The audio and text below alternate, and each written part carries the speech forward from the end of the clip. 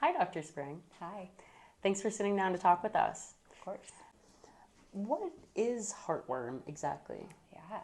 Heartworms are almost exactly what it sounds like. They're tiny little worms that live in the bloodstream.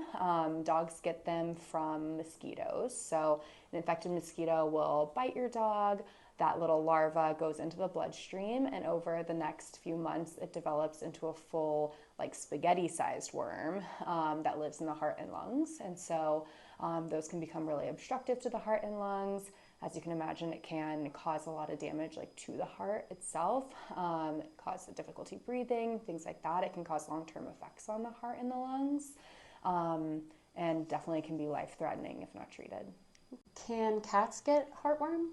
Cats can get heartworms, and that's why we always recommend if your cat is going outside, even if they're not like a fully indoor outdoor cat. My cat just like goes in my backyard a little bit in the summer and is always being supervised, but there's still mosquitoes out there. So always having cats that are going outside on a prevention. So for example, Revolution's a great prevention that covers for heartworms and fleas, or Revolution Plus does heartworm, fleas, and ticks. And I recommend all cats that are going outside be on that as well, because they can also get heartworms, but it can be more difficult to diagnose in cats, just because we're obviously not catching that as frequently as we are in dogs who are doing routine heartworm tests on.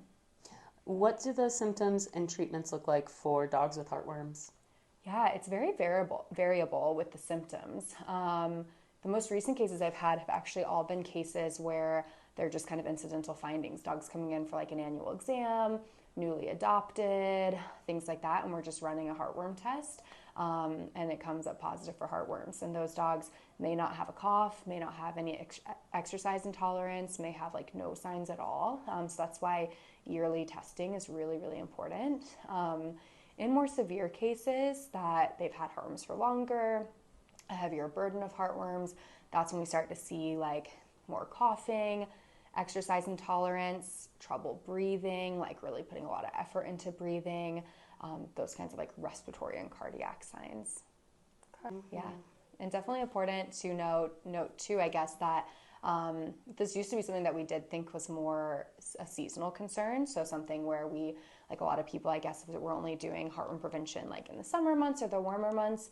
And it is worth mentioning that we're actually seeing really big spikes in like the winter time and things like that too. Especially in Colorado, we have those random warm days. And so we're actually seeing year-round heartworm infections. And again, like dogs coming from the south, it's not getting as cold there. And so they can come getting heartworms in the middle of January. So I think it is important to note that year-round heartworm prevention is definitely the recommendation at this point.